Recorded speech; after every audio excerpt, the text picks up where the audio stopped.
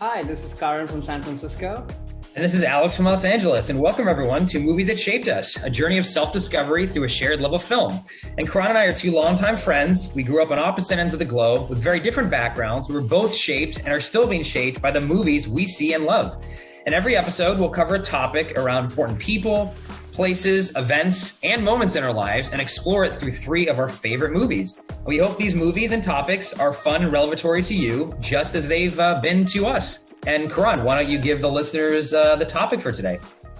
All right. There's a little ghost statue in the corner. Surprise. So our episode today is movies that shaped our interest in the Oscars. So, there's no surprise here. As movie buffs, even though I think a lot of cinephiles might stand up and say, oh, I hate the Oscars, they always nominate or award the wrong movie.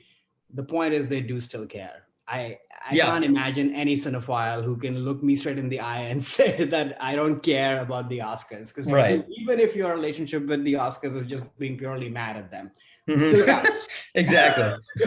So for us, this is obviously, a big part of our love for movies, but Alex, also, I think a big part of our friendship has been about the Oscars. There've been so many years where we've been in different cities or even in the same city watching the Oscars separately, but literally live texting about everything as the show is going on is one of my favorite kind of things about the Oscars, is sort of just watching it with you. Yeah. Very excited to get into this. But let me share a little bit about sort of my thinking and framework of how I approach this list, because there's so much to unpack here. But to me, it was about the core things that get me excited about the Oscar and how that's trickled down through my journey with the Oscars.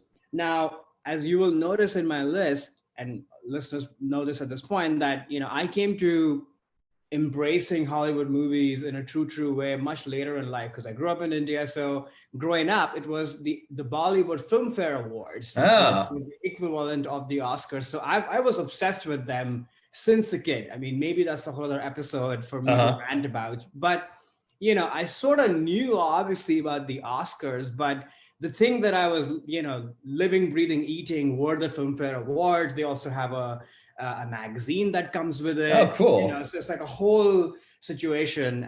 So that was my pure obsession. But then, of course, it transferred to the Oscars. But how about you, Alex? How did you approach your list? Yeah, I mean, similarly, I was thinking about when I first got into the Oscars, which, again, I grew up here in the States, and I was starting to develop my expanded love of film when I was, 10, 12, 13. So those Oscars were where I started kind of realizing and understanding what these awards were.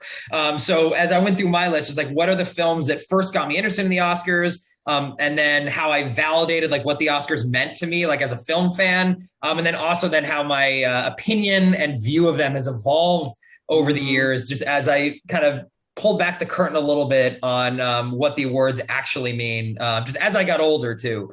So it's kind of a bit of an evolution of my first discovery of caring about the awards, understanding what the awards were, and then, a more cynical, I guess, version of how I view them now. Because you're right. Even if you say you hate the Oscars or you don't follow them, if you love movies, you do, even if it's just to complain. And I think that tracks a lot with my my evolution of the show. So that's how I looked at my list. And actually, I was going to ask you if there was a equivalent. I mean, I'm sure there was in India with Bollywood. So that's fun that was your first fun award show then that you would be paying attention to as a kid. That's cool. No, absolutely. Although, since this is not going to be on my list, I'll just quickly share about kind of my origin story of the Oscars.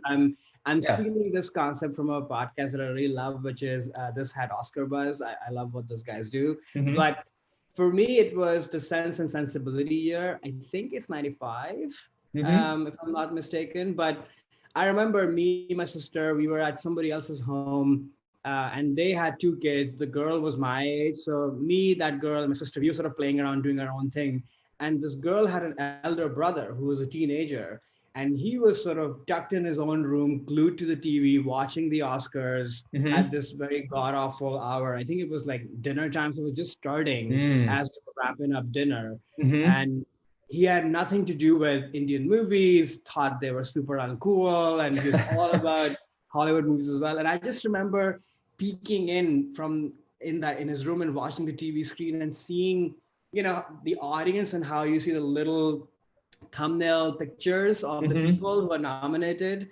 I forget what category. And then just remember seeing somebody whose name was announced, and they walked up. I think it was Emma Thompson probably for her screenplay win, and just sort of being very enamored by how, like, plush and goldy gold the whole thing looked, and how it was really a bit of a race where there would be gasps in the crowd. Like when she gets up, there's like a whole cheer moment, and how you saw people's faces. Just the whole production of it was very different from the Indian award show that I was used to watching, which we can get into that at some point. Just felt very different. It felt like someone's like large backyard party, if you will.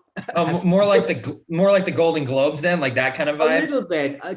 It's sort of a weird mix of that, plus also it's prestigious, but it's sort of in this open air, stadium. It's not in like an actual venue. So that sort of changes the dynamic of that quite a bit. But anyway, that's sort of my origin story. But it took a while, for me to actually move to the US, start understanding about the Oscars, and then living in LA, and then sort of going from there. But yeah, that's that's very cool. Yeah, awesome. Yeah.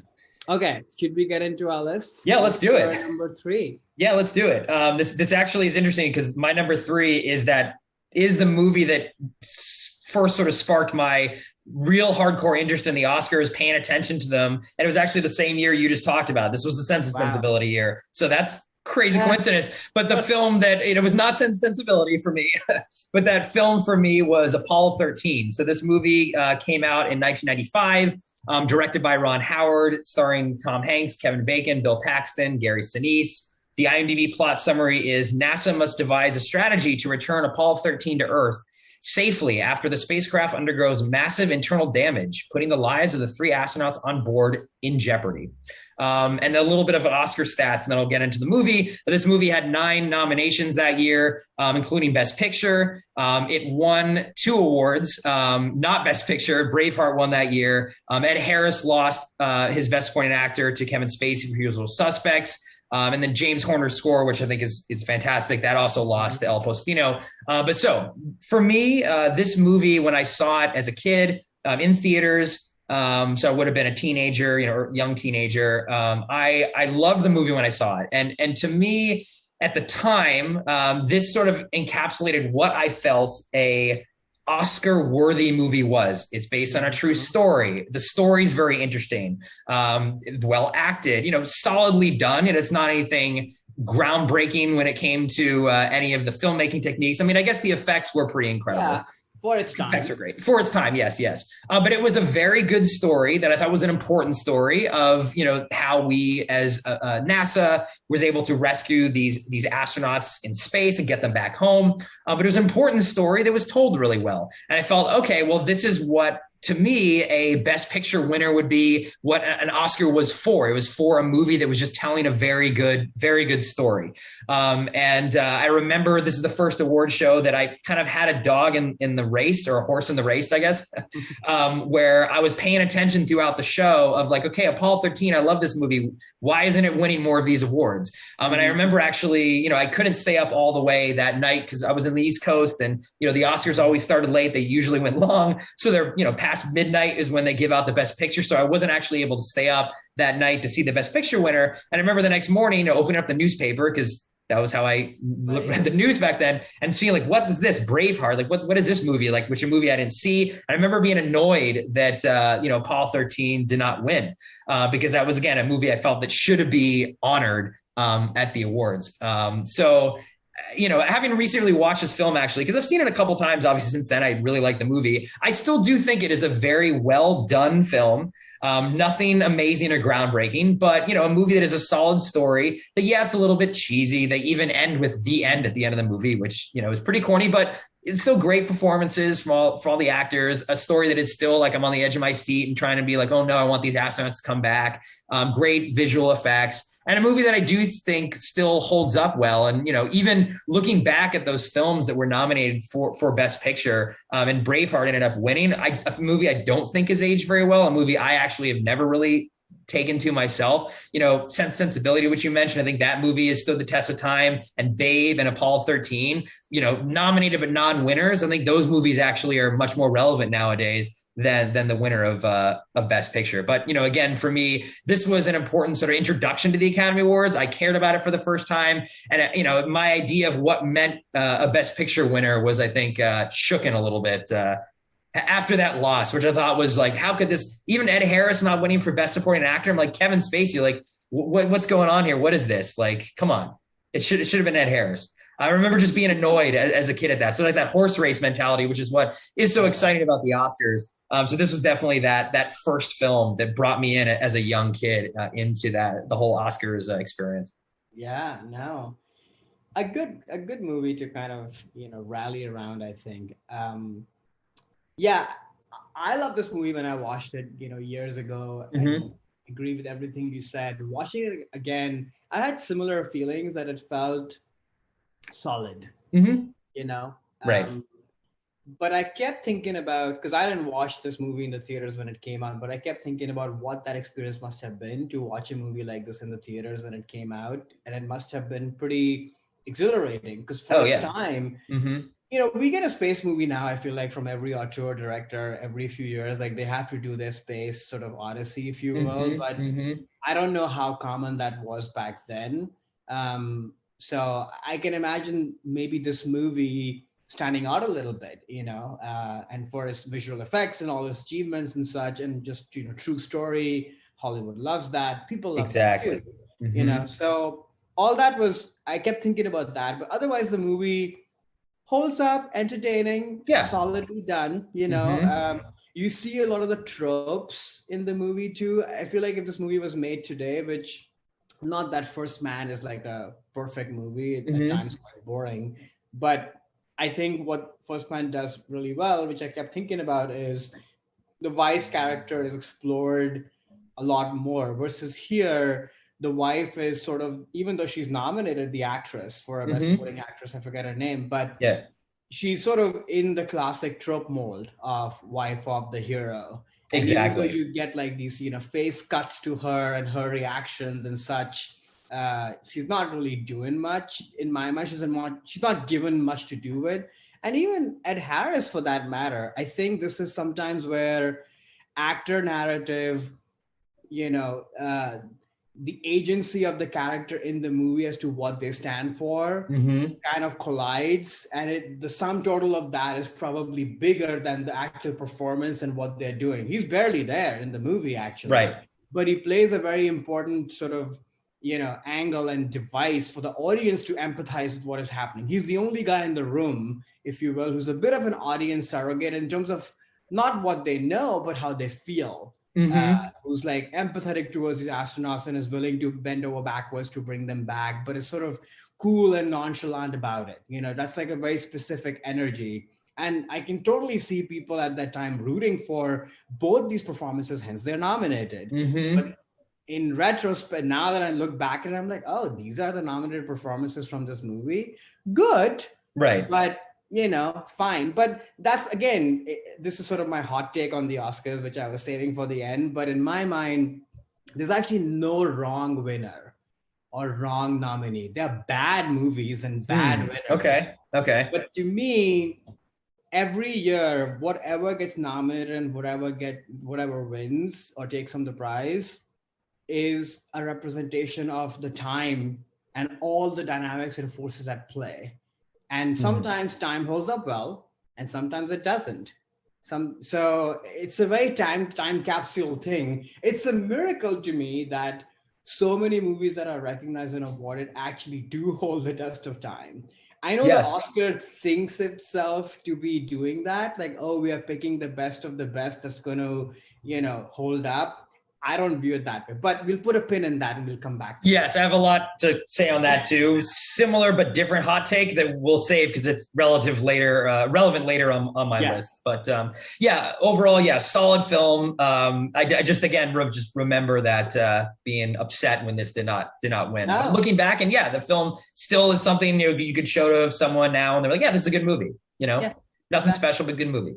Really well done. Great. So let's move on then to your number 3. What do you got? So my number 3 is this movie called The Favorite, which is from 2018, directed by Yorgos Lanthimos, starring Olivia Colman, Emma Stone, Rachel Weisz, and a bunch of other people. The log line on IMDb is in early 18th century England. The status quo at the court is upset when a new servant arrives and endears herself to a frail Queen Anne. So I had this movie on my list because the one thing that I love about the Oscars is an upset win. And especially when that upset win happens to be right on the money. And I think this movie with Olivia Colman's Best Actress win is one of the, well, in retrospect, we can make theories and say, oh, well, this wasn't a surprise. But at the time, this was a huge surprise. So let me sort of lay out what was happening. So the Best Actress Oscar, the nominees were Olivia Colman for The Favorite, Yalitza Aparicio for Roma, Glenn Close for The Wife, Lady Gaga for Star is Born, Melissa McCarthy for Can You Ever Forgive Me. The narrative up till this point was that this is Glenn's year, nominated 8 bajillion times so far. She finally has a movie which has something to say, very timely in the Me Too era, very good performance. She won a couple of precursors. And then on Oscar night, they announce Olivia's name and the whole room gasps. There's this whole trio that happens in the seats where Emma Stone is just completely out of her mind that Olivia has won. The director walks over, they kind of have this trio hug, and Olivia is genuinely shocked. Like, this is not a person, like now Olivia Colman is like a household name already in just like a few years from that time. But, back then that was not the case. So I don't know. I love that moment. And then I guess segue into the other thing that I love about the Oscars is great speeches. And I think Olivia Colman gives one of the best speeches in recent times. I've watched this speech often. If you ever want to feel uplifted and that things can go right in your life, even despite all odds, this is the speech for that. Her genuine shock, and humor and awkwardness and adorable Britishness all sort of comes through. She even calls out Glenn Close, saying that, Glenn, I love you. I didn't want this to go this way, but this is how it has. It's just hilarious. But this is what, you love about the Oscars, is that even though actors will say, oh, I don't care and blah, blah, blah, people care. Of course. And you should care, in my mind. Why shouldn't you? So yeah, this is why this movie or this win or this movie is on my list. But talking a little bit about this performance and kind of the turning ties of the Academy at this point and such, I think, to me, first of all, this performance is this very interesting high wire act between camp, over the top, to something very subtle, fully realized, a performance that is very vulnerable, but at the same time, not a victim person. She's playing a million tones of being pathetic, but also being alluring, but also being strong, but also being a total sort of crazy person. Also, the Oscars love physical transformations, and this is a physical transformation which is sort of inside out, if you will. Like, there are moments where she looks sort of grotesque and such, and she's done a great job, but she's also very ill, Queen Anne. She has like syphilis and a bunch of other things. So you see all of that portrayed, but it's not a prosthetic heavy performance. And that's the other thing I love about it, is that it's a transformation, but not reliant on prosthetics that much, which I always sort of give credit to. So yeah, love this performance. Meanwhile, I think the Academy makeup at this point, like, this to me is the first year where you really start to see that the broadening of the academy and the academy becoming more international is starting to show its product in the output, where a win like this to somebody, Oscars love to award the ingenues when it comes to female actresses. Somebody who's sort of in their mid-career, midlife, if you will, but a relatively newbie to movies, that too from television, is not something that really happens very often. But in retrospect, to me, sort of feels like they were ushering in the new Meryl Streep of our times, I think. Like since then, Olivia has been nominated already, like I think twice. She's nominated again this year. I think this is the third nomination, isn't it? I think third nomination in like 4 years, which is incredible. And I think she's going to get nominated pretty much for everything she does, and she's very good in everything she does. So which is great. So I think that's the other thing that's happening, which not always goes very well with the Academy, but I'm very glad it did. And then talking a little bit about the movie as well, like this is, from Yorgos Lanthimos' standpoint, maybe the most accessible movie, but still a very odd movie. It sort of turns the whole period costume drama up on its head with like weird fisheye lenses. It's beautiful, but it's also quite grotesque and kind of ugly at times. The characters are very real and contemporary. Like these three women could be in any time, really. And then speaking of that, like the trio of these women, the power dynamics between them, there's something very real and human, which you don't often get plucked out in period dramas like that. Period dramas usually are meant to, make you think about it and revel in its glory after the fact. Whereas this movie kind of jolts you while you're watching it, because these people just feel super contemporary, and it plays with the push and pull of greed and ambition and what's right, who's exploiting who. All of that is just so complicated in the movie. So again, not a typical Oscar movie of sort of our times growing up, but I think it really reflects the change of the guard in terms of the Academy's membership, them ushering in a movie that is very indie and obscure, but at the same time contemporary, and not some like non-entertaining, boring kind of a movie. This is not a First Cow. This is not Drive My Car. This is a contemporary movie, but it happens to be weird and indie, which I just love that this movie was even in the race in such a big way. So yeah, that's my number 3. Cool. Yeah, I'm glad you put this on your list. I had not seen this movie at the time. The director, the Greek director, I'd never seen any of his films. They always struck me as too odd and it like off-putting. So I never would see one of his movies. And actually, I had the reaction to this movie as well. I really didn't like the cinematography, that fisheye lens. Yes, it is kind of grotesque. The music's kind of disturbing. The end credits are off-putting. Like it took me a while to kind of get into the film, actually, as I was watching it. But when it ended, I was like, that was really great. Mainly through the performances of those three. I actually found Emma Stone, who's an actress I don't typically like, as one of the best performances I've ever seen her do. I'm like, wow, you can actually act. I didn't know that. She was fantastic. And I got what he was doing, like trying to bring into the present a period piece and make it relatable by a lot of the visual style that he took. So it doesn't feel like some Merchant Ivory production of a lot of,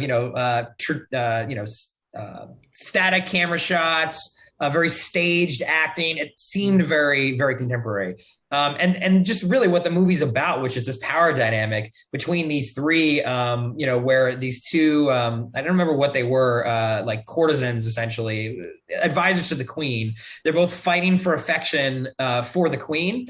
And Emma Stone's character, I feel, just doesn't understand the true meaning of power. And at the end of the movie, it's like she, the whole time, was just going after the queen's affection.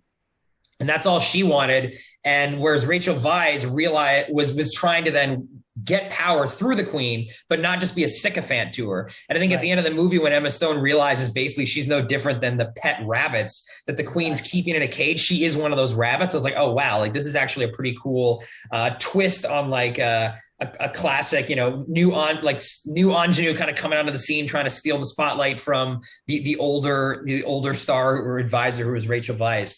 So I really enjoyed the movie, and I think, the performances especially, and why I think they were all three of them, I think, were nominated that year, I think. Yeah. And they all deserved it. And Olivia Colman, who is an actress I had been following for quite some time, she was on a TV show, a British comedy show that I loved ever since college called Peep Show. So I'd always seen her as a comedic actress, and she's so freaking funny on that show. And I thought it was odd now she started getting into TV drama. Like, this is kind of weird. Like, she's now a dramatic actor, and now she's like you said, like a big celebrated dramatic actress. I mean, just does a fantastic job in everything that she's been in. I mean, her performance this year in the Lost Daughter, I thought was just one of the best I'd ever seen her done. And it sort of then makes me think, comedic actors going into drama usually find a lot of success. And I just do think it's like the skills that are involved in comedy lend themselves much better to drama than the reverse. Like, it's hard to go from drama into comedy, but I think the best comedic actors can go into drama and really just knock it out of the park, like a Jim Carrey or Adam Sandler or Robin Williams. Like, these are all actors that started out comedically, but some of their best performances are totally serious and dramatic. I think Olivia Colman falls into that category too. So I'm really glad you put this movie on the list. Again, I was very off put by it. I remember watching the trailers being like, this movie looks too weird. Like, I can't stomach this. And about halfway through the movie, I'm like, I don't know if this is going down well with me or not. And then it wasn't until the very end, I'm like, oh, now I get what this movie's doing. And the performances just were elevated. And I really enjoyed it. And can see why this was so nominated that year, and why Olivia was definitely deserving of this win. And I do remember it just being excited when she won, just because I'm been a fan of hers like 10 years before that, just loving her on Peep Show and the various British comedy shows that I'd watched her in. I'm like, this is awesome. Like, it feels like someone who I'd been following and rooting for a long time finally found some mainstream success. So I'm very happy to see her career continue to develop in the way that it has. She's great. Doesn't happen like this often, No. Sort of a Hollywood princess story, if you will. It's funny you say that. I mean, I had watched the Peep Show, but I really got into her with Broadchurch and Night Manager. So for me, she's always been kind of a dramatic actress. But I don't put her in the Jim Carrey comedian camp. I actually put her in the Meryl Streep camp actually, because this is somebody who can sort of do anything, if you will. But there is some sort of comedy thing, because if you go back to Meryl Streep's like early work, like even before the movies at repertory companies and such, she basically did a lot of like odd slapstick comedic sort of work. And her sort of more over the top performances sort of show you that She Devil, That Becomes Her, even Prada. But she's sort of known more as a dramatic actress, obviously. But it's interesting, there is some like tie in there, and there are very few people who can sort of inhabit that line so perfectly. And it's amazing to see that Olivia is in that camp. So yeah, she's fantastic. And again, thanks for putting this movie on the list. I probably never would have watched it otherwise. But yeah, it was good. I definitely recommend people checking it out if they haven't seen it. What's your number two? So my number two film is One Flew Over the Cuckoo's Nest from 1975, directed by Milos Forman, starring Jack Nicholson and Louise Fletcher. IMDb plot summary: criminal pleads insanity and is admitted to a mental institution where he rebels against the oppressive nurse and rallies up the scared patients. And this was a film at the time when I saw it, rented it in VHS. This was where I was a little older than when I was mentioning Apollo 13. So I'd known now what the Oscars were. And I'm now going back and looking at, are the Oscars a symbol of quality, and believing that, okay, if a movie's got Oscars, then it must be good, and therefore I should see this film. And this is one of those movies that I gravitated to simply because it won a lot of Oscars. Now, I have read the book that this is based on, but that was in high school, and I saw the film before I read the book. I didn't probably even know that it was based on a book. I was literally like, okay, Jack Nicholson, like he was the Joker in Batman. Like, I like this actor, and this movie won a ton of Oscars. It must be good. Let me watch it. And really, like I remember just being like, wow, this movie on all cylinders, like, is amazing. It really blew me away. And that helped reinforce in my mind that, okay, well, the Oscar does mean something. It is sort of a symbol of, if a film gets a bunch of Oscars, it is an important film. It's a good judge of quality in terms of looking back and discovering older films. This film was nominated 9 times, won 5, was actually one of the very few films that have won the so-called Big Five. So these are the awards that are Best Picture, Best Director, Best Actor, Best Actress, and Best Screenplay. And only 3 films have ever won this. It's this film, Silence of the Lambs, and It Happened One Night. So it's in a very small category of sort of saying like across the board, this film is great. It's not just performances. It's not just a screenplay. The entire thing is fantastic. And I remember really feeling that way. And just in the acting between Nicholson and, Louise Fletcher, who played the nurse, just some of the best performances Amazing. I've ever seen. Just again, what the movie's about, this power dynamic of the collective of these patients rebelling against the oppressive, administration at this mental institution, and just spoke to me a lot too, because, throughout the movie, Jack Nicholson is, pushing back against this nurse and rebelling. But it's not until he starts getting the rest of the patients to rebel as well that the administration realizes, like the collective is upset now. We must get rid of this, their so-called leader, and they lobotomize him basically, and they silence his voice, not because he's a rebel, but because he's rebel rousing amongst the collective. So it really sat with me of like, wow, this really is about how movements and power isn't really in an individual, and they can't really be a threat to power. It's only when they start getting followers and people around them they're inspiring to rebel and push back that really the powerful get threatened. So I remember that message just really resonated in me well. But yeah, this movie is important because it helped prove to me, that the Oscars can be correct in choosing, movies that are important, quote unquote, but that also do stand the test of time. I mean, I saw this movie 20 years after it came out, and it was, still resonated with me so much. And even now in the rewatch, and I've seen this movie, several times since I first saw it, and it just keeps getting better every time in terms of just one of the greatest American films. And I think the Academy was right to give it the big 5 awards. And that's why this movie is on the list for me. No, I love it. Yeah, I watched it before, obviously watched it recently as well, and holds up, like you said, sort of, firing on all cylinders in all departments and fully deserving. Who were the other Best Picture nominees this year? Yeah, that's another fun thing to do too when you go back and look at how amazing the nominees were. So from Best Picture, Cuckoo's Nest won. Barry Lyndon, Stanley Kubrick's film, masterpiece. Dog Day Afternoon, masterpiece. Jaws, masterpiece. Nashville, Robert Altman's masterpiece. So it's like 5 movies that have all stood the test of time. I mean, this is definitely one of the best. This is one of those best years in movie history. For sure. Like any single one of these movies deserve the Oscar, but at the same time, all the movies that didn't win, people still talk about them and laud them, and they're all still worth watching. So yeah, I mean, this really represents not only what the studios were producing at the time in terms of this quality level, but then what the Academy was recognizing. I think I'll get into this a lot later in the episode a bit, but why I feel like the Oscars have strayed away from this based on what the studios are producing. I wish we were still doing this. Studios are making movies that are this good, and the Academy was then recognizing it. I think we've gone away from that, but this is a snapshot back to that time, and it is just incredible looking at the other films that were nominated. It's incredible, yeah.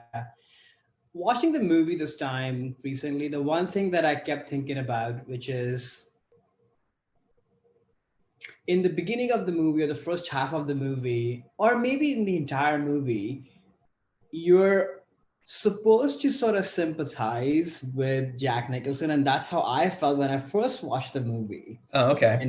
Because I was also young, and I was like, and I don't think I fully grasped why he was even there, But watching it recently, I was like, this guy actually raped a 15-year-old. Right. He's a criminal. He's a criminal. And but that's, I think, kind of what the brilliant job the movie does is that I don't think the movie is lionizing him in a weird sort of way, which, if this movie was made today, would definitely not happen.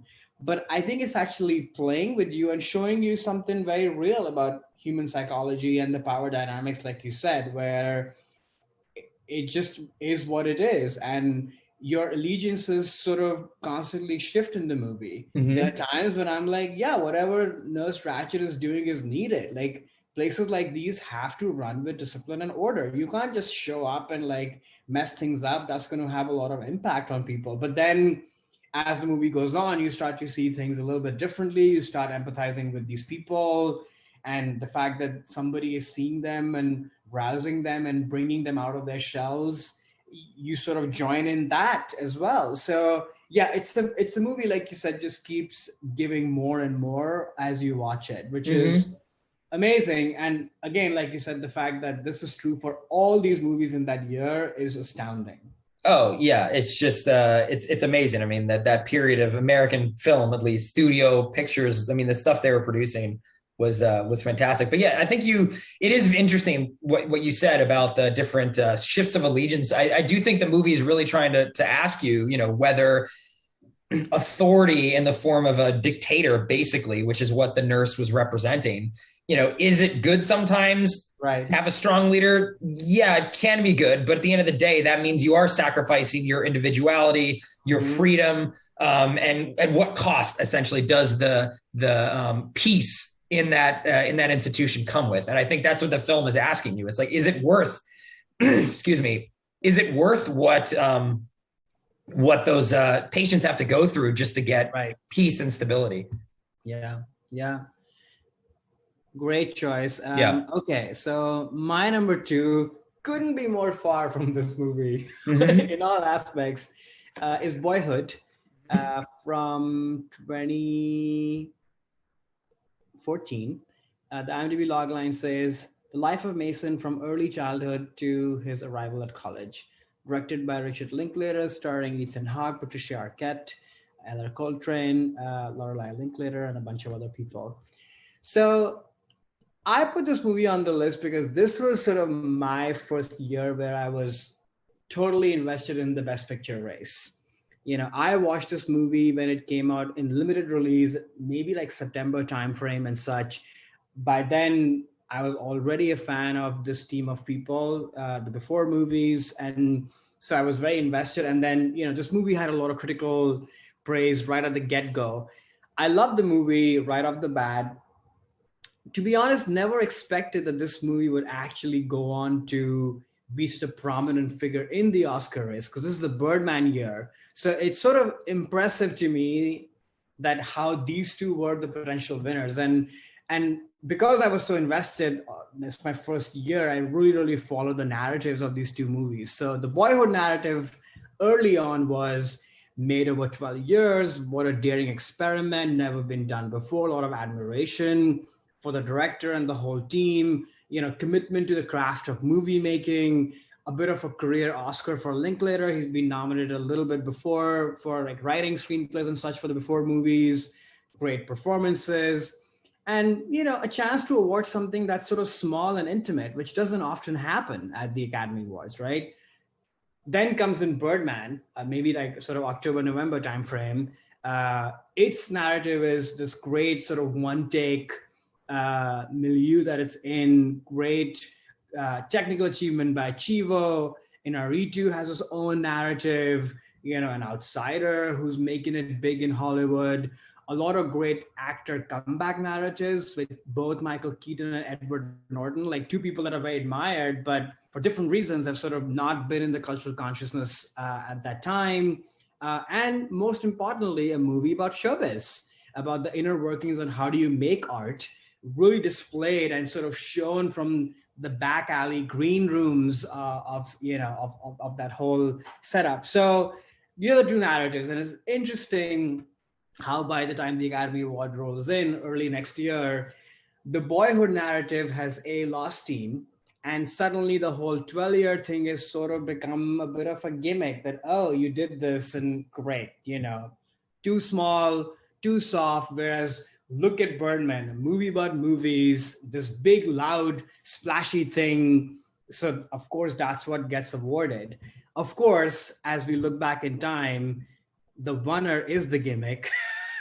And I don't know if people are actually watching the Birdman versus in my personal opinion, I think the Boyhood is going to sort of hold the test of time because it has something very simple and meaningful and poignant to say about life, you know. So, but I just find this whole race so interesting. And as we've been saying throughout the episode, to me, this year is sort of the beginning of the changing guard, if you will, of the Academy. Not international, but just younger people coming in.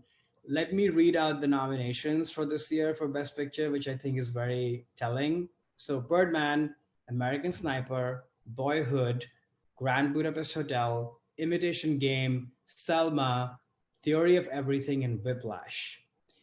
Every other movie is sort of your Apollo 13, like sort of classic Hollywood old guard movie, except for Boyhood and Whiplash, which is very interesting to me. And as the years would go on, here we are this year, where I think there are more movies in that bucket of sort of smaller critics' darlings and such, as opposed to sort of the big Hollywood drama movies, not big Hollywood, blockbuster movies. That's a whole other thing, which they've tried to make room for, but it hasn't happened really.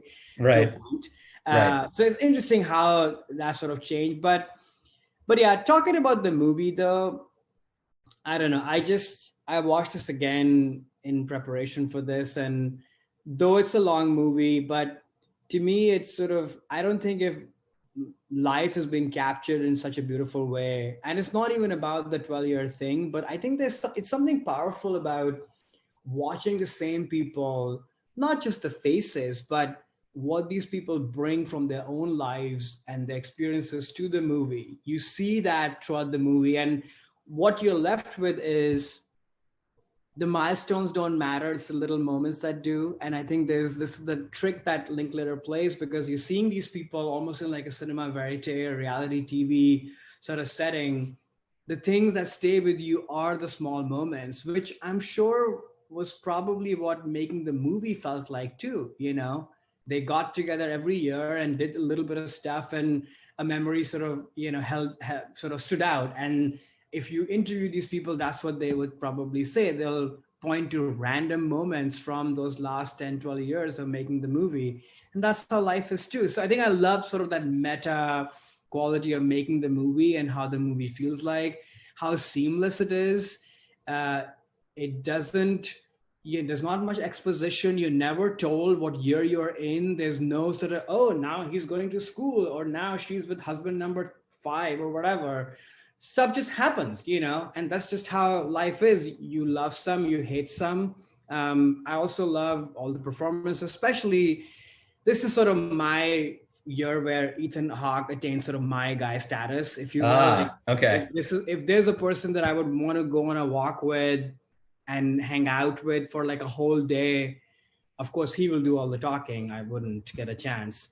I would love that. He just seems so very showy and pretentious in many ways, but also just so deep and interesting. And I think this movie could easily be dadhood as well, if that were a word.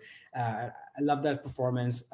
So yeah, this is my number 2 for the race, but also that sometimes sort of odd, small things that are not showy in the ways that we normally think Oscar movies can be, rise to the top. And even if they don't win, I think to me, the win is that this movie was in that conversation, which I think is pretty amazing. Yeah. So I had not seen this movie. I, as I mentioned before, not a fan of Richard Linklater, other than his very mainstream Dazed and Confused and School of Rock. At the time, I was, every year I do try to see all the Best Picture winners for the award. I was kind of putting this off because it was long, and I'm like, Richard Linklater, and like, this is such a gimmick movie. And I just didn't get to it before the award show. And then because it didn't win, I'm like, well, okay, I don't really have to go out of my way to try to see this. So this is the first time me seeing this film. I have to say, I still think it's a gimmick. And that the gimmick doesn't work. Yeah. And overall, I thought, meh, it was like a shrug movie for me. I was like, didn't dislike it, but I so few elements of the film worked for me. I think it almost seemed like a movie concept that you would come up with, like if you're like super high. It's like, oh, what if we shot a movie over 12 years, man? Like that'd be kind of cool. And then you kind of do it, and then it doesn't end up, the product isn't as interesting as when you came up with that idea when you were super high. And that's not to be said there aren't some good things in it. I mean, it was interesting in the beginning. I was really taken with like the first 20, 30 minutes when it does capture a lot of what you're saying of like these little moments. You're seeing this child actor who I don't think the kid actors were really any good. It was actually kind of distracting in the first 20 minutes of the movie, but where you see like all the different things that he remembers, there aren't the big things. Sometimes, yeah, it's like going to Harry Potter and getting the midnight book, but it's these little moments of like, oh, and my dad does this, or these little things that as a child actually are very impactful to you, that you don't think about. And parents sometimes too. I mean, I'm not a parent, but I think as a parent, you have to think about little things that maybe aren't important to you, really leave lasting impressions on your child. And I think the movie did a very good job in the first 20 or 30 minutes, kind of capturing that of how this child is being impacted by these small moments. I don't think though that later on in the film, you ever saw those moments actually changing this person's life at all. And I felt that the gimmick of using the same actors actually to me was sort of distracting from the message, in the sense of I don't really care that the guys were getting older. I mean, you can do that with makeup. What I care is the narrative of this person's life kind of evolving. And I felt like that piece was being left to the wayside. Like, I think you could have cut the movie in half and say, here's the teenage, I forget the character's name, the teenage boy, and then the young boy. And it's almost like I don't really draw things back to, what impacted him as a child that then led to have decisions that he had in his teenage years. That piece was a bit missing for me. It actually reminded me of two different films.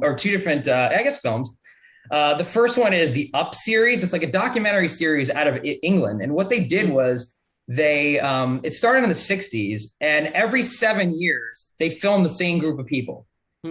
And it's their real lives evolving over. I mean, they've tracked these people now from kids all the way up until, old age. And it's just seeing how their lives have changed between each of those series, because it's their real lives and not a scripted thing. I thought was much more effective than trying to do something like that in a narrative form.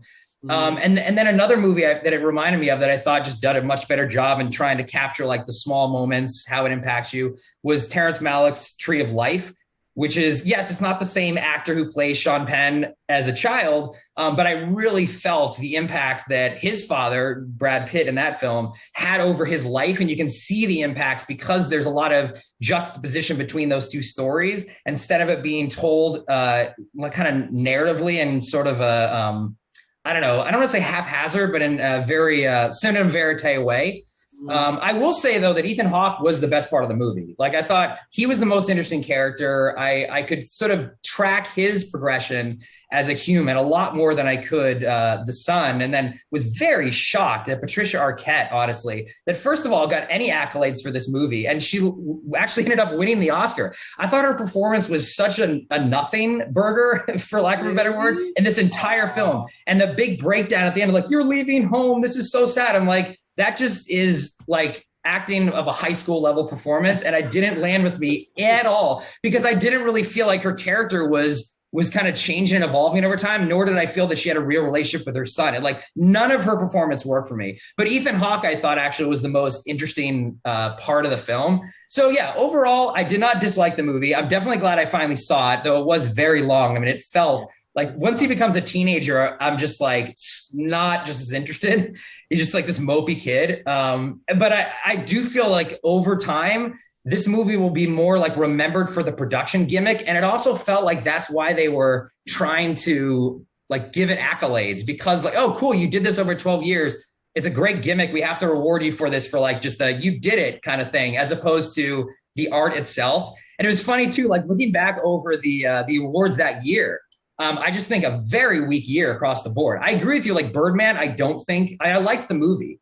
It was good at the time. I don't really feel like I need to go back and watch it again. But just looking across the board, I feel like even now, most of these films are, I don't want to say like forgotten, but really haven't been held up over the test of time.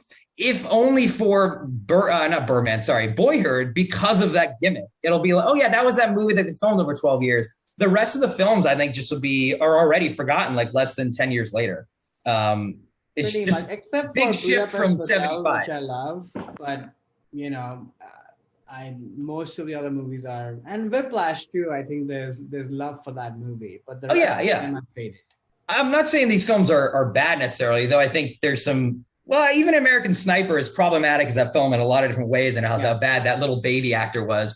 It's still, it's not like these are poor films, but I think these are just not films that, last the test of time. And if someone was going back and watching like Best Picture winners and they wanted to do all of them and they got to this year, they'd be like, yeah, Birdman, like, okay, like not bad, but not, something that I feel is deserving of an Oscar necessarily. So yeah, definitely glad I saw this movie finally, because it had been something that I'd been curious about because of that production history, but just did not really take to, kind of a meh for me on this one.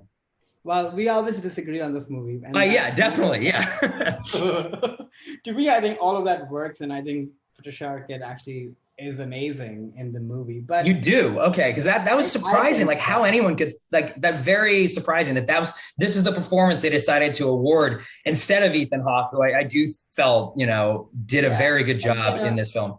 Every race is also different, right? So there's usually sort of one person that ends up being the representative, is sort of how it works in the award race. So, but I think I'll make one sort of note and then we should move on. Yeah. Is that I think to me, with Patricia Arquette, like that is the point of the movie, is that this is a person who's actually just trying to hold on to life and trying to just make things work.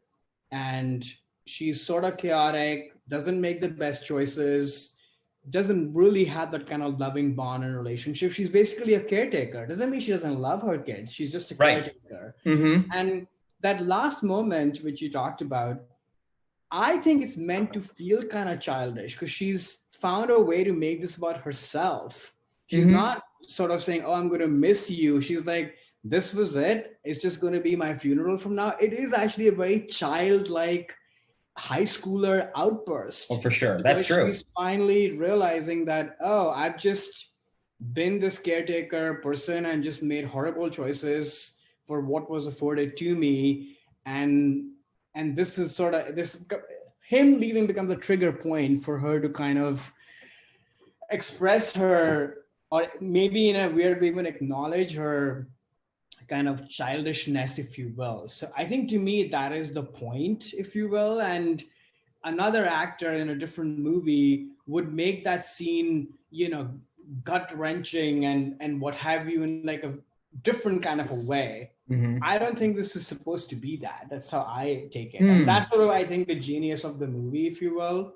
And I think to your point of like, the narrative actually does work for me. It does feel like we're checking in with these people. And I love kind of that meta quality of like, yeah, it's scripted, but it also feels real because these people are the same people. So I think it has this interesting juxtaposition, but yeah, we obviously disagree on this. Yeah. Again, glad I saw it, but I feel it should have either been a documentary or a movie shot all at the same time. I think the gimmick kind of distracts in a negative way from the film. But I would urge you to maybe watch this movie in like, I don't know, 5-6 years or what have you. And I'd be very curious how you think about it. I sit through it. It's long, but I can sit through it again. Yeah. All right. Well, what's your number one? Cool. So the number one film for me that shaped my experience with the Oscars is a big one. It's Shakespeare in Love from 1998.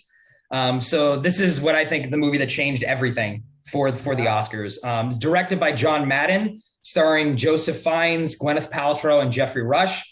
IMDb plot summary: the world's greatest ever playwright, William Shakespeare, is young, out of ideas, and short of cash, but meets his ideal woman and is inspired to write one of his most famous plays.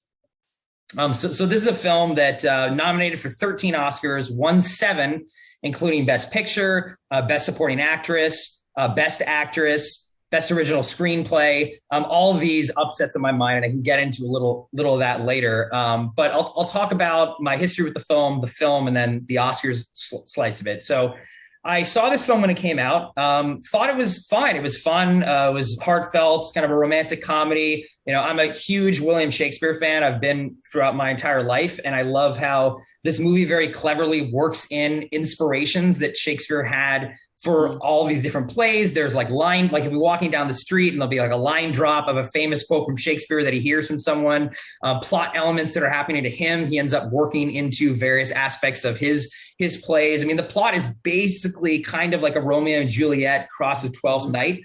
So you can really see how he was inspired. And at the time, that was a clever thing. I mean, in a way, this approach has been ripped off a lot of different times now. There's like a really bad TV movie about J.K. Rowling where, you can see like she has a friend with red hair. Oh, that's going to be Ron. Or there's like a J.R.R. Tolkien biopic that is a lot of the same things where it's like, oh, look, this guy looks like a hobbit. I'm going to write hobbits in my book.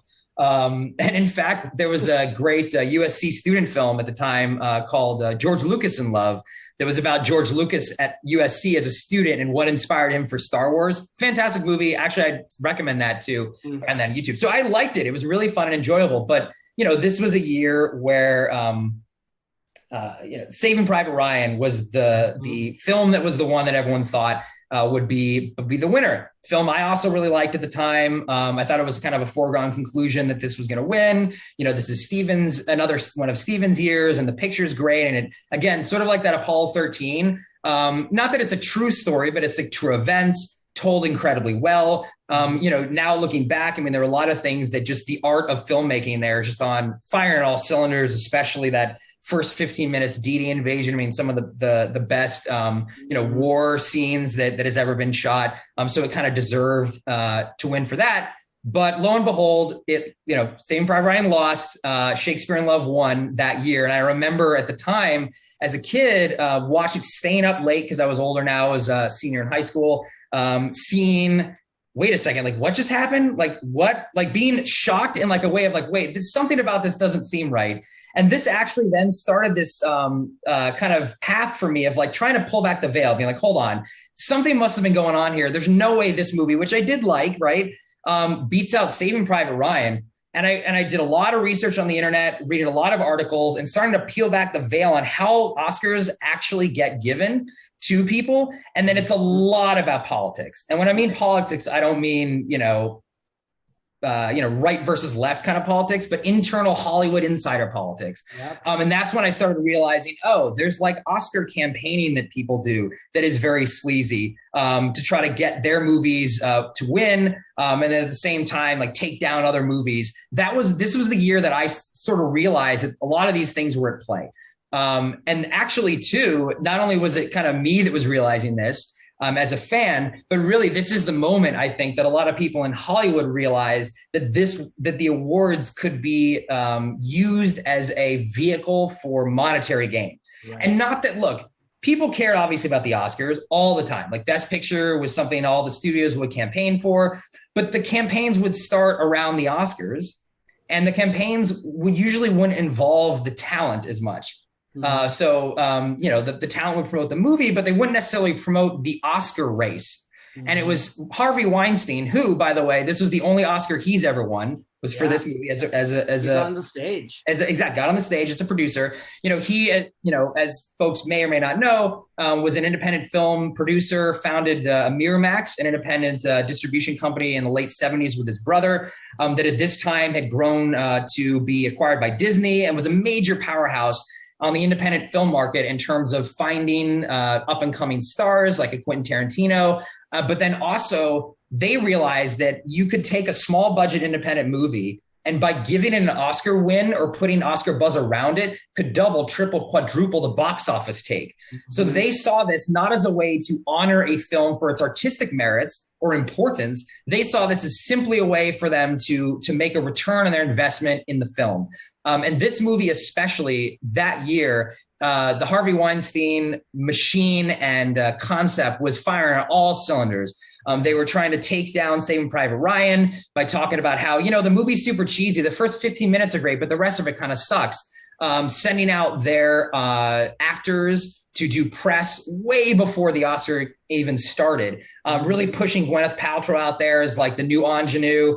They would do things like hold screenings. So yes, obviously there's screenings of films that the Academy would do for voters, But they figured, oh, a bunch of voters are really old and these voters are in retirement homes. Let's go to the retirement homes, set up projectors and show the movies to these old people. And maybe this is the only movie that they see because they're not going out to the movies. But if we bring the movie to where they are, or they were taking them to Aspen, right? A bunch of the Academy goes skiing every winter. Let's bring a projector and have free screenings and parties at Aspen because that's where the voters are. So they were really like trying very heavily to get this film all that their wins. And, the wins, I think, are pretty outrageous. I mean, you look at Judi Dench, who won for Best Supporting Actress. She played Queen Elizabeth, was in this movie like 6 minutes, 4 minutes, barely in the movie. Performance fine, whatever, but not amazing. Paltrow, who, does a decent job in the film, but, she was up against Blanchett, right, for Elizabeth. Much better performance as an actress. And clearly, like I said, the Best Picture win was just a shock and just outrageous. So to me, I think this helped me pull back the veil, right, on maybe this thing is actually more about self-aggrandizement and money than it is at all about artistic merit. And that has been how I've looked at the Oscars ever since this award. Like this sort of blew it up for me. And I also do think that this was a turning point in Hollywood as well, where the studios started realizing, oh, maybe we don't need to make those Cuckoo's Nests, those Apollo 13s, those even Bravehearts or Titanics, these like big budget studio Oscar pictures. Instead, we can just fund some of these little indie movies at fraction of the budget and then do the Weinstein method to get them now awards buzz, turn a profit, and then boom, maybe they win the award, maybe they don't.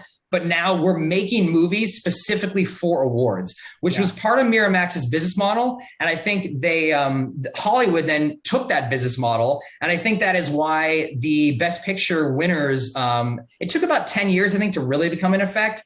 But you see this shift gradually. And then I think for me, the major turning point moment too is the Hurt Locker's win was a major turning point, where then after that, it's all these indie little movies that barely anyone sees, that don't cost a lot of money, that then are made only to win Oscars. And maybe they do, or maybe they don't, but you lose out on these.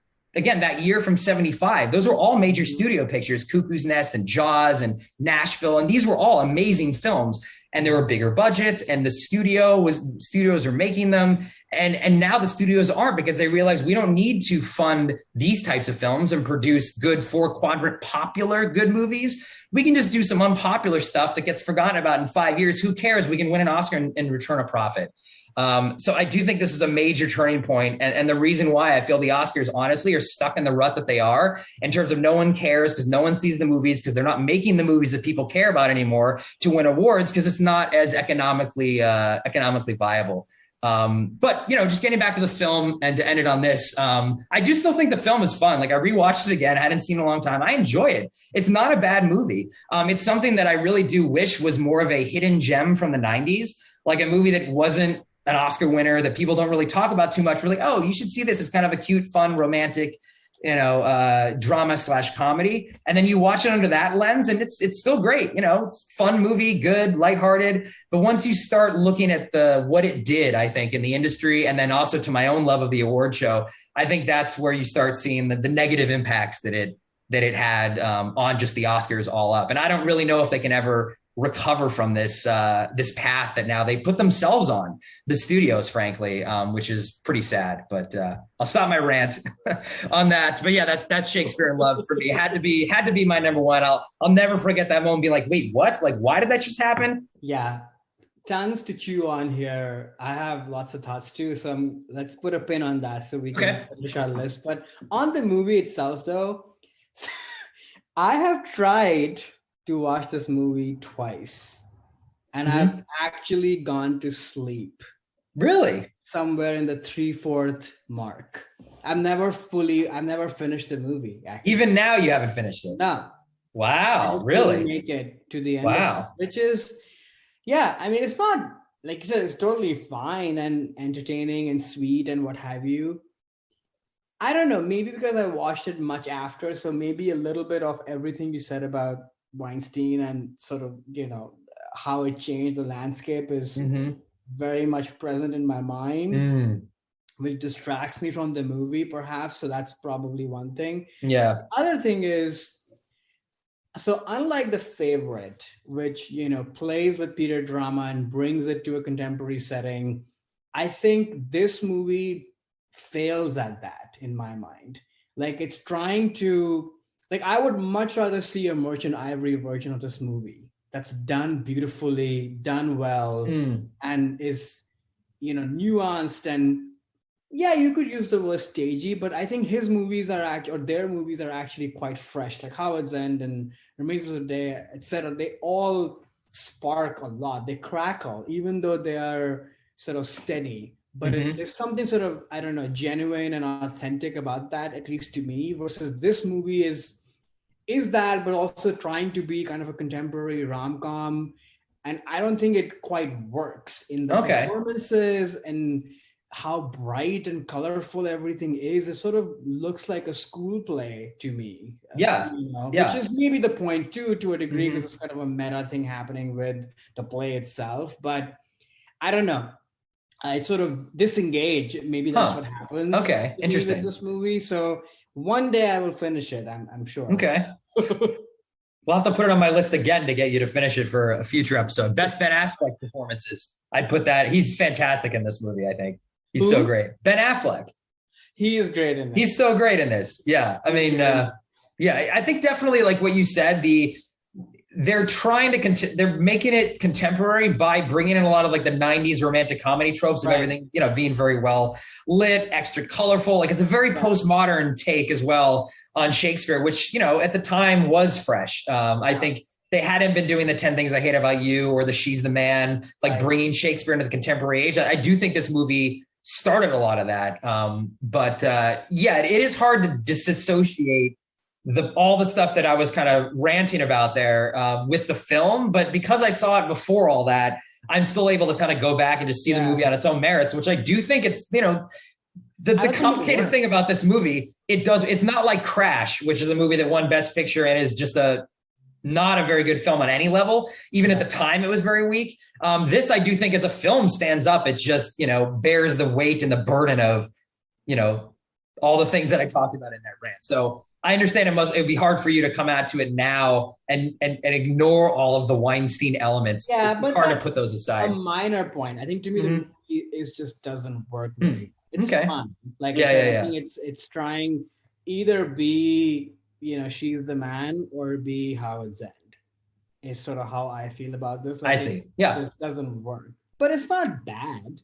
It's fine. Yes. That's how I think about it. So if you were in the Academy in 99, you went to vote for it then?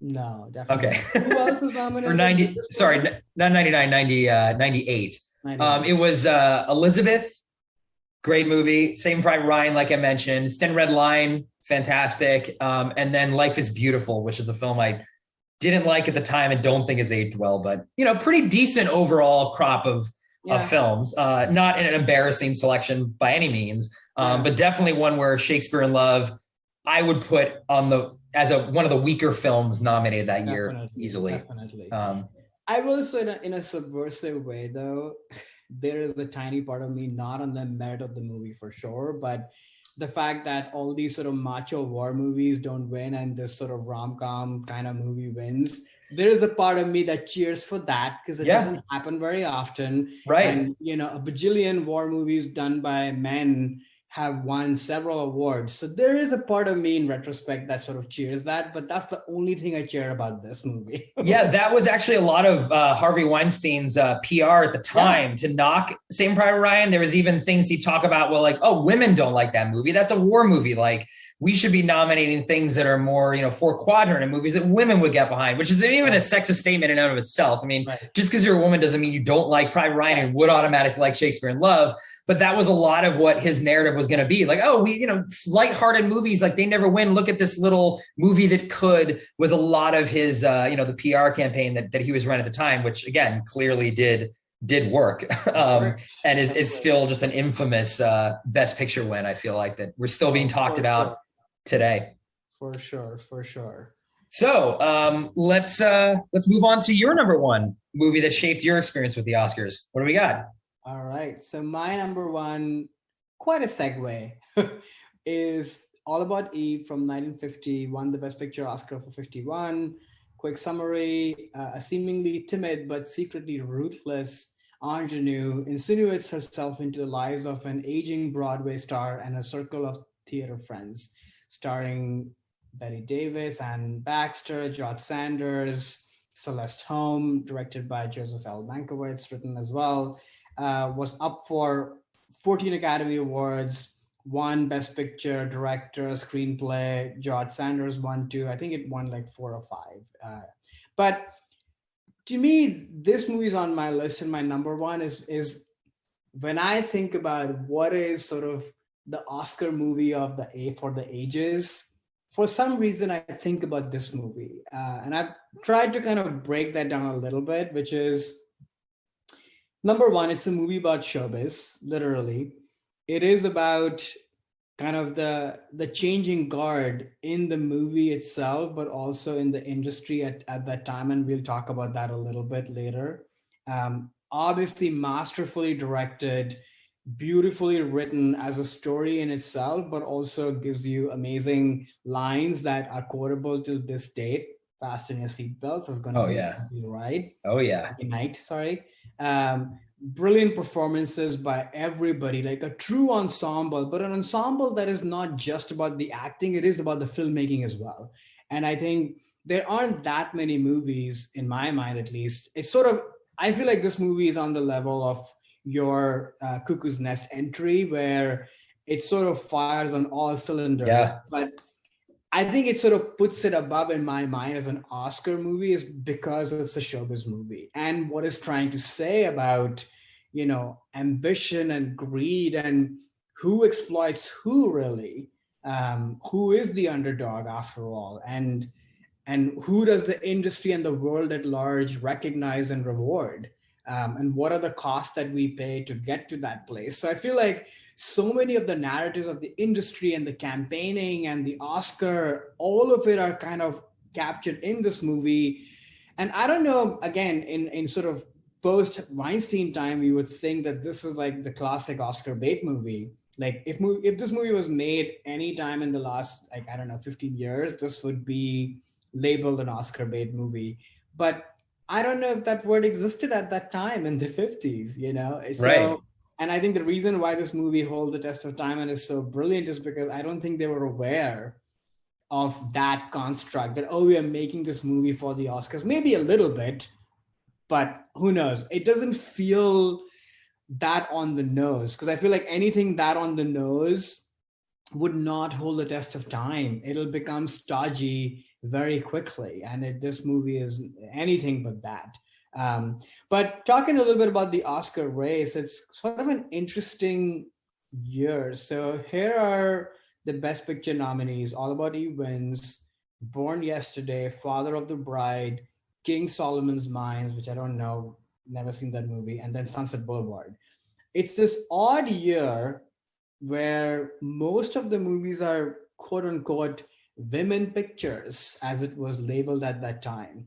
The year before and the year after is a classic war movie situation, you know, all the king's men and what have you at play. So it's interesting that you get Born Yesterday, Sunset Boulevard, All About Eve, Father of the Bride, even though it's father in the title, it's still, I think, is more of a family for sure movie, really, right? Mm-hmm. So all these movies land in the same year. So I think that's very interesting. And maybe I'm no historian, so I don't know if this is sort of just a quick ushering in of what's going to come in the 60s and how the landscape is going to change and just society and movie making and what we reward. Because it's not, in that era, it was not very often that a movie like this, which had so many powerful women characters, was rewarded and recognized this way.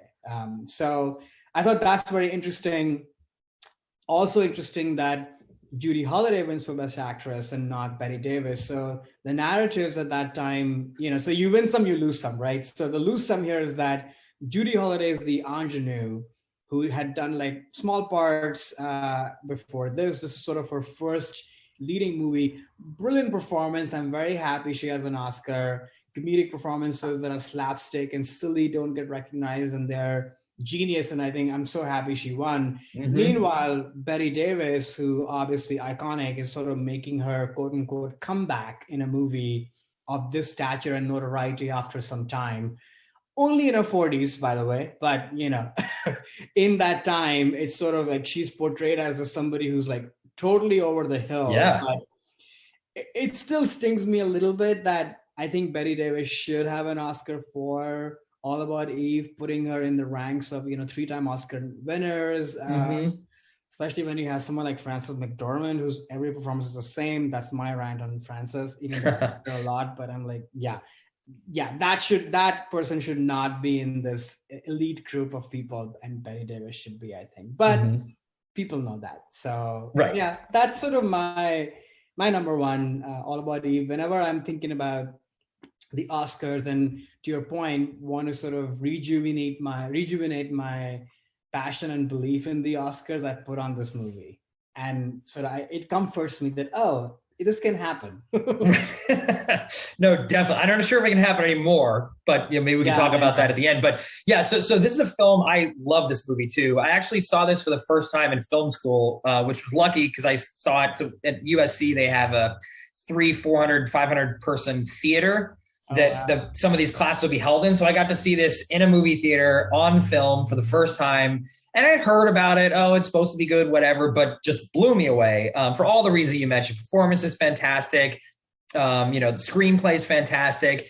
And it's funny too. It's one of those movies, like the basic premise of a, almost over the hill star and a young ingenue comes up and then tries to dethrone that star. Having grown up in the 80s and 90s, so many sitcom and cartoons literally lift the plot and adapt it. So I'm like, I've seen this story like on Looney Tunes, on Animaniacs, on every sitcom. There's an episode that basically cribs from the plot of All But Eve.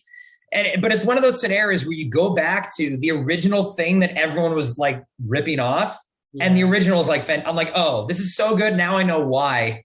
Yeah. All those like references were made to all the media that I watched as a kid. Even some, movies like we touched on Black Swan a couple episodes ago. That is very much in this similar vein. And another movie that I really like that maybe at some point we'll talk about on this show, Showgirls, the Verhoeven film from the 90s, was definitely an attempt. Notorious. Yeah, I think a very successful attempt to take that same formula and try to say some different things about it.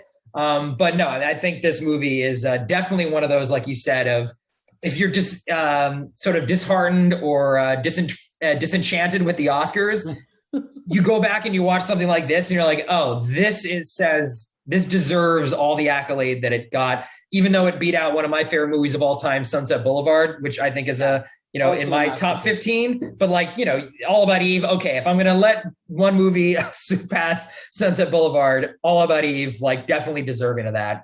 It's just a fantastic movie. If folks listening haven't seen it, I cannot more highly praise and recommend this movie enough. It's amazing for all the reasons that you said. So yeah, just great. All right.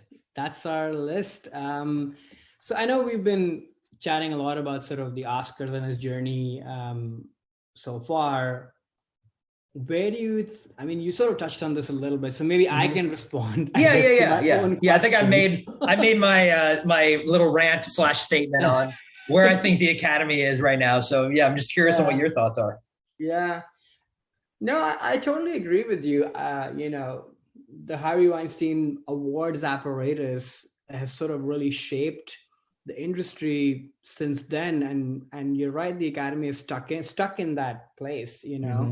I think the other force that maybe you were thinking of, which has also impacted sort of this whole thing quite a bit, is TV and streaming, right? And not just because there's more content and quality is good and what have you, but it's almost like the indie sort of low budget movie thing that was created by the Weinstein machine, which started getting recognized. And look, I will also stand up and say that a lot of those movies I love. Yes, totally. And absolutely. In many, many ways, not to sort of thank, him, but the fact that these movies got a life and recognition is kind of awesome too, because for a while at that time, we weren't we weren't old enough and we weren't in the industry. We still aren't, but I don't know what the sentiment was. People were probably tired of the old Oscar kind of studio movie winning all the time. So, this is just how life works. Like change of guards have to happen, sometimes for the good and sometimes for the bad. And usually it's a little bit of both, right?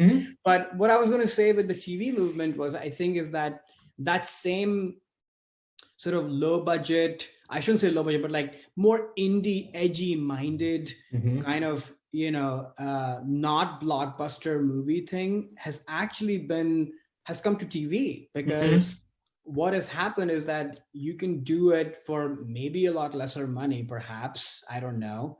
Your distribution is a lot simpler and easier. And meanwhile, as technology has been changing and people have been watching and consuming content in different ways, going to the theater and watching these movies has also changed in that time, right? So definitely. So net, what are you getting? You're getting these kind of stories being told on television, sometimes even better, and you can watch them whenever you want to watch them, however so you want to watch them. So this whole space for, as we say, adult dramas that did well, were recognized by the Oscars, has sort of slowly evaporated. So all they're stuck in with is just, okay, all we can do is make big blockbuster movies, and that's sort of it. They try something else and it doesn't work, aka Last Duel. So it's sad. That said, though, there is something about the quality as well. Like even this year, I think it's a pretty good year in movies overall, but there are very few movies in this year's Oscar list, which I'm sure we'll get into in one of our following episodes as we talk about our top movies of the year. The caliber of these movies is nowhere near what, even though these movies are being touted as movies that took risks, right, and such, but they're not of that caliber, and I would even argue that they're not of the caliber of some of the indie Weinstein era movies either. There's some big duds in that time for sure, but there's some really good ones as well. So these movies don't rise up to that either. So I don't know, but when they do get it right, people, people will show up if something is done right. And maybe is my naive, pessimistic sort of view that you have to give people a reason. And I look at something like Licorice Pizza, it's made decent money, right. And of course it comes with the notoriety and authorship of PTA, which not everybody has. So, we'll have to give them that it's enough of a draw for people to go and watch something in the theaters. And then for that movie to be represented at the Oscars, like the old business model sort of works a little bit. But other than that, the business model of the Oscars is sort of fractured. Right. And frankly, the business model of streaming services getting Oscars for their movies is also fractured, because what are you going to get more subscribers to Netflix because Power of the Dog wins the Best Picture Oscar? Right. Or are they going to watch more of the movie? But what is the studio actually getting out of that? The economics around this are fractured, other than just saying that, oh yeah, Netflix is the Best Picture Oscar winner. But I don't know if people are subscribing to Netflix who want to watch whatever Red Notice and whatever new Ryan Reynolds movie is going to come out, they even care that Netflix as a studio is an Oscar studio. So the whole thing is sort of messed up, is what I'm saying. Yeah, no, I agree with you. I think the streaming services are really interesting, and in a way, I think kind of go back to the old school time where the studios were doing the Oscar movies to, obviously they want them to be popular, right, and make money, but it was a lot about the prestige and then attracting good talent. And right. I think with the Weinstein era, what that put in is those were not the reasons why they were doing this. Yeah, the prestige, obviously, that's important. But they realized that they could make money off of these smaller movies and use the Oscars to do that. And I think the Netflixes of the world or the streaming services of the world, it's a little, maybe they could usher in a return to more of the, traditional Oscar films. But in the same way, it could be more, again, niche. I think For me, the problem with what the Weinstein stuff, that strategy unleashed, is this idea that the Oscars, the film doesn't necessarily have to be popular, Right. which I think is a very important, like the most successful movies, the ones that do stand the test of time, I think play to the smartest and the dumbest person in the theater. If you can work on both of those levels, that is where you're going to be the Hitchcocks, you're going to be the Spielbergs, you're going to be remembered in 200 years. I mean, hell, Shakespeare in Love, that was one of the narratives in that film too, is about that Shakespeare himself was not the most renowned playwright at all. Like, he was making stuff that played to the peanut gallery. There were, sex jokes and fart jokes, and like, he was not at all seen as some amazing artist, but because he could play to both parts of the crowd, now people still talk about him hundreds of years later. And I think that what, unfortunately, the studios now, all they need to do is look for, okay, we want to find a filmmaker or a film that can play to the smartest people in the room. We don't really need the dumb people to be there, because we don't need to make money on this film. We can have a very small budget and just get enough smart people to see it. And then, okay, we'll win the Oscar and we're kind of done. But I do think that's a reason why a lot of these films in the last 10 years that have won Best Picture, they're already forgotten. And as time goes by, they're going to be more and more forgotten, because they don't work on both levels. And I do think you need those films to work on both levels. And the great All About Eve, I think, works on both of those levels. Yeah. Cuckoo's Nest does too. And a lot of these old Best Picture winners, the reason why people still watch them is they're great movies that also are good art.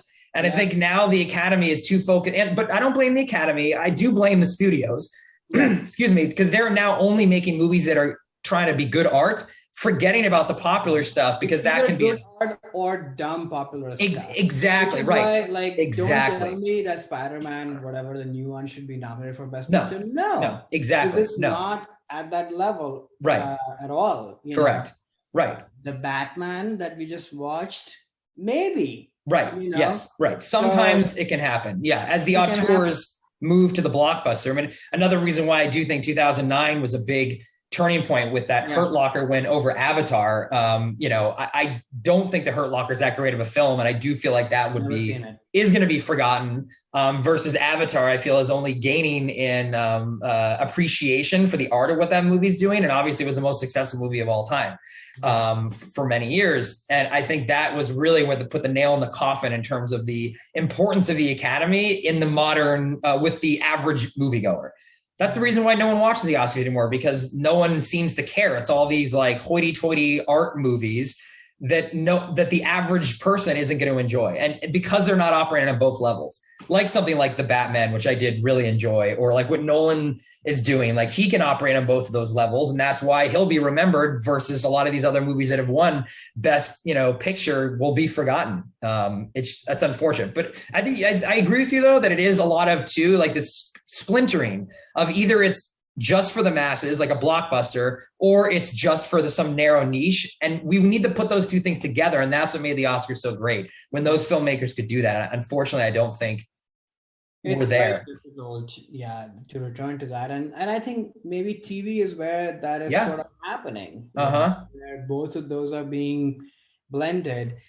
I think a little bit is also just, what, as audiences, what do we want to make time for? What do you want to engage with? And I think this is where the pandemic comes in. I think our habits we've all become very passive, because we've been at home. Right. And we've just been watching stuff nonstop, that I think time will tell as to if we ever get out of this or no. Because I don't know, I'm sort of all over the place now in terms of what am I really engaging with fully versus what am I just watching, passively. And that affects with how you determine what's entertaining you and what's quality. I think those definitions have become even more blurry than what they used to be. Which means that filmmakers have to work even harder in a way to kind of jolt you out of that, to make an event that is meaningful, relevant, has something to say, is well crafted, and is entertaining. So it was already an impossible equation, and I think our consuming habits have made that even harder. Totally agree. Yeah, it's a conflagration of a lot of different things, all coming together. But we'll see what's in store for the Oscars this year in terms of who ends up winning. And we'll actually be having a bonus episode on the week of the Oscars on our favorite films from last year and what we think are the best. And maybe we can also spend that time kind of going over what actually ended up happening for the Oscars this year in terms of if we think there were any deserving wins, or kind of give some color on how we thought that ceremony went. So it's a little tease to a bonus episode we got coming up for the listeners. Yeah, looking forward to that. Well, that's our episode. Please subscribe or rate or review us on wherever you listen to podcasts. We really appreciate the support. It's still early and young in our journey, so would love more love that we can get. So thank you very much. Thanks, guys. Bye.